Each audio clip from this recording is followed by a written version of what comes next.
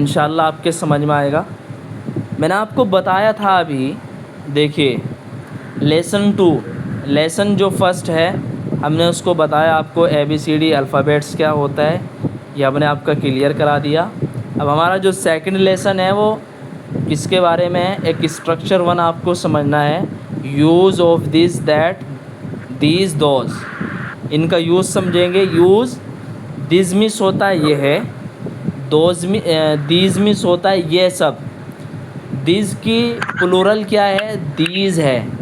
For example आप एक चीज़ के लिए दिस का यूज़ करेंगे, एक से ज़्यादा चीज़ों के लिए दीज का यूज़ करेंगे। अब दैट को समझ लीजिए, दैट होता है दैट मीन्स वह, और दोज मीन्स वो सब। दीज जो पास रखी हुई चीज़ है या पास वाली चीज़ के लिए दिस का यूज़ होगा, और दैट का यूज़ दूर की चीज़ के लिए दैट का यूज़ होगा। दिस की प्लूरल दीज आएगी, और दैट की प्लूरल दोज आएगी। ये आपके 4 स्ट्रक्चर हैं। यहाँ पर कितने स्ट्रक्चर, 4 स्ट्रक्चर हैं। सिर्फ इनमें फ़र्क क्या है, जो आपके प्रोनाउंस हैं दिस, दैट, दीज, दोज, इनका यूज़ बताया गया है आपको। मैंने आपको अभी ये भी बताया था, I told you about is, are, इसके बारे में भी आपको मैंने बताया कि इज़ प्रेजेंट का हेल्पिंग वर्ब है, इज़ मिस होता है। For example this is a boy, ये है एक लड़का है, एक के लिए इज़। अगर आप बोलें ये सब लड़के हैं, तो आप क्या बोलेंगे, ये सब के लिए दीज आर बॉयज़, ये सब लड़के हैं। उर्दू में इसका लिखने में फ़र्क क्या आता है, हा और बड़ी या है, और इसमें हा या नून गुन्ना है, यानी प्लूरल के लिए। यहाँ तक क्लियर है? Did you understand till now everybody? सभी लोग यहाँ तक समझ गए? आगे चलें? Yes sir. Okay okay. फिर मैंने आपको बताया था अफर्मेटिव इस सेंटेंस। अफर्मेटिव मीन्स क्या होता है, कोई भी आपकी स्टेटमेंट होती है वो पॉजिटिव में हो, यानी उसके अंदर नॉट का यूज़ ना हो, नहीं का इस्तेमाल ना किया गया हो। आप सीधा सीधा बोलते हैं ये एक लड़का है, वह जा रहा है, वो काम करता है, मैं सो रहा हूँ, मैं जा रहा हूँ, तो ये अफर्मेटिव में आ जाएगा। इसका दूसरा नाम पॉजिटिव, इसका दूसरा नाम पॉजिटिव। अगर आप बोलेंगे यह एक लड़का नहीं है, मैं नहीं जा रहा हूँ, मैं नहीं करूँगा, मैं नहीं खाऊँगा, तो ये किस में आ जाएगा, निगेटिव में आ जाएगा। किस में आ जाएगा, निगेटिव। निगेटिव के अंदर नॉट का यूज़ होता है, नो का यूज़ होता है। Okay, am I right? No understood और नॉट? Please tell me. यहाँ तक आपके समझ में आया? Please raise your hand, you can speak now. अब बोल सकते हैं, आप बता सकते हैं। ये चीज़ समझ में आई आपके? Hello Zubair, yes sir. समझ में आया ये निगेटिव अफर्मेटिव? जी आ गया, अब समझ में आ गया सर। Okay okay. देखिए आप यहाँ देखेंगे, मेरी स्क्रीन शेयर हो रही ना आपको? जी सर हो रही है। देखिए ऊपर देखिए affirmative, this is a table, बिल्कुल सिंपल है, नोट का यूज़ नहीं है। अब आगे ऊपर किसका यूज़ नहीं है, नोट का यूज़ नहीं है। नीचे निगेटिव सेंटेंस में नोट का यूज़ है, this is not a table. यहाँ तक क्लियर है? अब जो तीसरा मेथड है इंट्रोगेटिव सेंटेंस का, जो अभी मैंने आपको बताया था, इंट्रोगेटिव मीन्स होता है सवालिया जुमला। क्या? सवालिया जुमला, जिसके अंदर क्या हो, कोई क्वेश्चन हो, सवाल हो, उसको क्या बोलेंगे, इंट्रोगेटिव बोलेंगे। एग्जाम्पल, और इसका मैंने आपको स्ट्रक्चर बताया था, ये यहाँ से आप देख सकते हैं, ये स्ट्रक्चर है, subject helping verb plus note plus object. ये है निगेटिव सेंटेंस का, किसका रूल, निगेटिव सेंटेंस का स्ट्रक्चर है। जैसे this is not a boy, यह एक लड़का नहीं है। मेरी स्क्रीन शेयर हो रही है, दिख रही है आपको? यहाँ से चैट बॉक्स दिख रहा है आपको? जी दिख रहा है, लेकिन ये रुक गई है आपकी स्क्रीन। मेरी स्क्रीन रुक रही है? जी आप नीचे से बतला रहे हैं ना। जी, फिर से जी देखेंगे, तो मैं वही बताऊंगा जो हमने अभी आपको बताया था।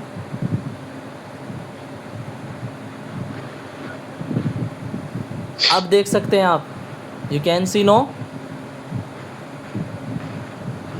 देखिए, subject helping verb not object, subject plus helping verb plus not plus object. This is not a boy, यह एक लड़का नहीं है। आगे चलेंगे, इंट्रोगेटिव। इंट्रोगेटिव जिसके अंदर कोई क्वेश्चन हो, सवाल हो, उसको क्या बोलते हैं? इंट्रोगेटिव सेंटेंस बोलते हैं, इंट्रोगेटिव स्टेटमेंट होती है वो। क्या यह एक लड़का है? या आप देखिए लिखा हुआ है, क्या यह एक लड़का है, तो ये इंट्रोगेटिव है। इसका स्ट्रक्चर देखिए आप, helping verb plus subject plus object. इसका एग्जांपल देखिए, इज़। इंट्रोगेटिव में फ़र्क क्या है? जो हेल्पिंग वर्ब होता है वो आप स्टार्टिंग में यानी शुरू में यूज़ करेंगे।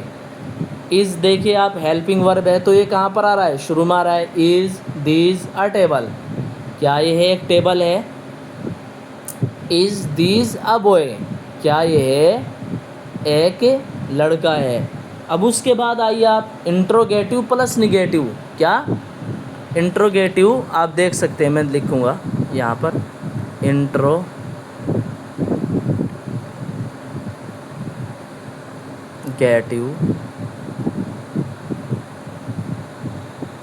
Plus negative.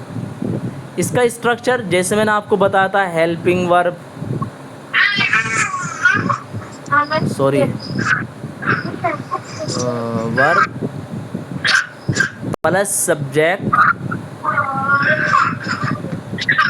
Plus not plus, disturbance हो रहा है, आवाज़ बंद कर लीजिए, प्लस ऑब्जेक्ट। इसका एग्जांपल क्या होगा?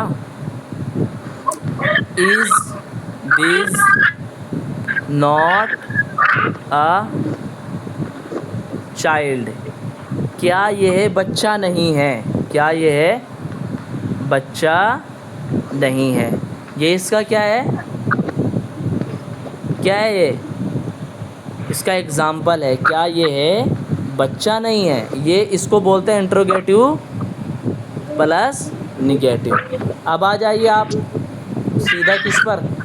बुक पर आ जाइए। जैसे मैंने आपको अभी बताया था, आप इंट्रोगेटिव सेंटेंस है, इज़ दिस अ टेबल, इसमें नोट का यूज़ नहीं हुआ है, बस सिंपल क्या है? इंट्रोगेटिव है, निगेटिव नहीं है। मैंने जो आपको अभी थोड़ा सा एडवांस बताया, आप इंट्रोगेटिव को समझ लीजिए।